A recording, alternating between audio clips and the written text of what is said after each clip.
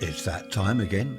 Hello, I'm back from the Isle of Wight with another midweek message. 12 degrees centigrade here, 53 Fahrenheit, 88% water-logged air. Always makes me laugh, especially when it's 100%. 1010 millibars, 1010 millibars on the barometer, and the flag doesn't appear to be moving at all. Oh yes, hang on, it's trying. The sky completely overcast. We had beautiful weather. I think we had rain Thursday morning, but that was about it. Beautiful weather, clear blue sky, sunshine, couldn't have been better. Funnily enough, the week before, the forecast was dreadful. It's going to be raining all week, total washout, all the nonsense headlines they come out with, flash floods, you name it. And of course, Tricia was getting a bit despondent about the whole thing, but it turned out to be absolutely beautiful. I took my little portable recorder with me to the island, and I've just made a few audio clips of wherever I was. Hope you find it interesting. If not, well, if not, you'll have to switch off. I hope the quality's all right as well. Here's the first one where we visited Quarr Abby. Well, here I am at Quarr Abby on the north side of the island, not far from Fishbourne, where the ferry comes in. This is day one of our holiday, by the way. Got here Monday, it's now Tuesday. The Abbey is wonderful. It really is a wonderful place. We're going to have a look inside in a minute, inside the sort of church part, so I won't be able to record in there. I shall report back a little bit later. Well, that was lovely in there. It's the monastery, isn't it? I don't think it's called a church. Lovely, beautiful old building, fantastic. Very quiet and peaceful in there. I also recorded the bell, which is rather nice. Have a quick listen to the bell.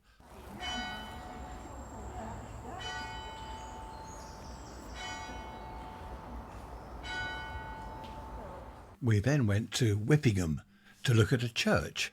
I'm now in St Mildred's Church, Whippingham on the Isle of Wight. Lovely old church, having a look round, lots of pictures of Queen Victoria, Princess Beatrice, wonderful place. We've not been here before, been to the island so many times, but never to St Mildred's Church. Lovely. I found a little booklet about St Mildred's Church. Queen Victoria had it built. Well, to be honest, she wanted a new and more modern, more splendid church for her family. So in 1854, part of it was rebuilt. Then in 1860, the remainder was rebuilt. Prince Albert, he worked with the architect to produce this beautiful and distinct place of worship.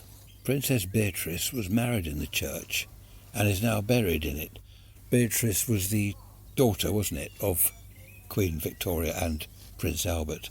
The royal wedding took place in 1885 when she married Prince Henry of Battenberg. He sadly died in 1896, aged 38. It's true, that's young, isn't it? Princess Beatrice died in 1944 and was buried there with him in 1945. And it says on the back of the leaflet, that's quite funny, try our coffee shop. I'm now on the beach, as you can probably hear, on the north side of the island, looking over to Portsmouth. I can see the Spinnaker Tower, sunshine, totally deserted beach. There's only Trish and me here. Lovely. A little bit windy still, but it's lovely. I don't like the sea, but it is rather nice listening to the lapping waves. This wind's building up a little bit, so I hope the recording's all right. There's a sailing boat out there, or a yacht, a small yacht. Can't see any bigger ships. Well, yes, I can. There's a massive tanker or something over there. I think that's Farley oil refinery over there, and that looks like a massive tanker.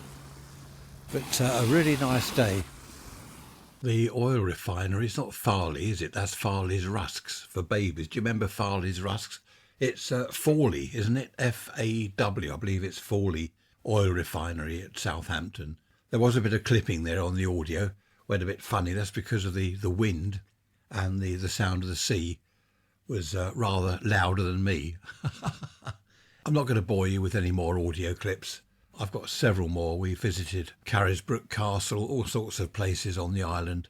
Every day we went out on a trip to somewhere or other, and I took the recorder with me.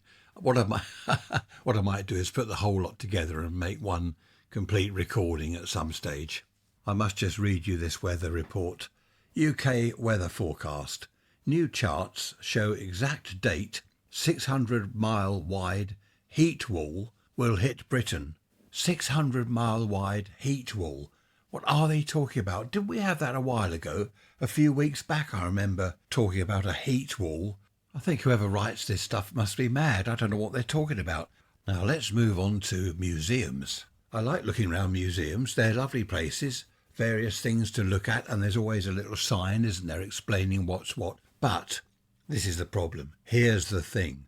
You get these volunteers who mean well, but they will spot people, especially me. They'll spot me. Oh, look, there's a chap looking at that engine over there. So they trot over. Hello, have you been here before? No, yes, I have. Yeah, I've been here before, thank you. You're looking at a Merlin engine. They were used in the Spitfire. Yes, I'm just reading the notice about it, thanks. And they were invented by blah, blah, blah, and they go on. And I'll say, thanks, oh, that's great, really interesting, thank you. And I'll make my escape. Oh, no, I won't. They follow me. Oh, that, what you're looking at now, that's a so-and-so. Yeah, okay, thank you. That's really interesting. And I wander off again. They really do mean well, but I don't want to be hounded by someone when I'm just wandering around the museum having a look at things. What I've had to do in the past is hide. I'll nip off somewhere just round the corner, say, oh, well, thank you very much, that's really interesting, wander off, get round a corner and then hide. I remember we were at a bus station, a bus museum, and I hopped on this bus. And I hid in the bus. I got down on the floor of the bus and I could see the chap. Just put my head up and I could see him looking round for me. And I had to stay on the bus until he disappeared. And would you believe it? He caught me up a little bit later. He saw me and he came trotting over. So I slipped away before he got to me and I hid again. Of course, Tricia, she was laughing. She gave the game away. She's creased up laughing her head off because she's watching this going on. It was like sort of hide and seek, cat and mouse or whatever. And I felt sorry, this poor volunteer chap. But I do not want to be talked at while I'm wandering around a museum looking at exhibits. If I want to know something, I'll ask someone. But I don't want to be told. When I'm being talked at by a volunteer, it reminds me of school. History lessons were boring. In 1066, the Battle of Hastings, blah, blah, blah. Yeah, we're not interested. We're 14-year-old kids, we're not interested. Whereas now, later in life, well, a lot later in life, now I'm interested. For example, we went to Yarmouth Castle. I think it's called Yarmouth Castle. Nice place. And you can see from the castle, it's only a small place, you can see right across the Solent, looking north this is, to the mainland. And this chap came up to me. He was a volunteer with his lanyard and his name on. Hello, have you been here before? And I said, yes, we have actually, because we've been there several times. And he said, do you know why this castle was built here? So I thought, oh, I'll listen to him, then he'll go away, hopefully. So I said, no, why was it built here? He said, well, you see the mainland over there. This is the Solent in front of us. The French used to sail up here and attack us. And I thought, oh, this is interesting. So I listened. He said, what they did, they come up here and there was no defence here at all. So they come up here and attack us. So whoever it was, I forget who it was, king someone or whoever, decided to build a little castle there, Yarmouth Castle. And he said, look at these cannons, there's huge cannons there. And he was saying that when the French sailed up here, we blasted them out of the water with our cannons. And he was quite funny, this chap, very knowledgeable. But he said, do you know what happened? And I said, no, what happened? The French didn't come up here anymore and attack us. They probably went somewhere else. I thought that was funny. They went somewhere else. I said, well, didn't the Spanish Armada come over and attack us at Hastings, the Battle of Hastings? And anyway, he started lecturing me on that. So I had to make my escape in the end. But that was interesting. And there's Hurst Castle. You can see, I'm boring you now, aren't I? I can tell I'm boring you. You're all snoring. You've all gone to sleep. I'll shut up about the island now. What shall we do on next Sunday's the hour-long podcast? Any ideas? Raise Rants at protonmail.com. Let me know if you have any ideas. And let me know if you want to hear more audio recordings. They're only bits and pieces. I'm not very good at that sort of thing. I'm not very good at describing where I am. Lots of bird song on the island. Anyway, I'll go back to the island. And I said I wouldn't. Apologies.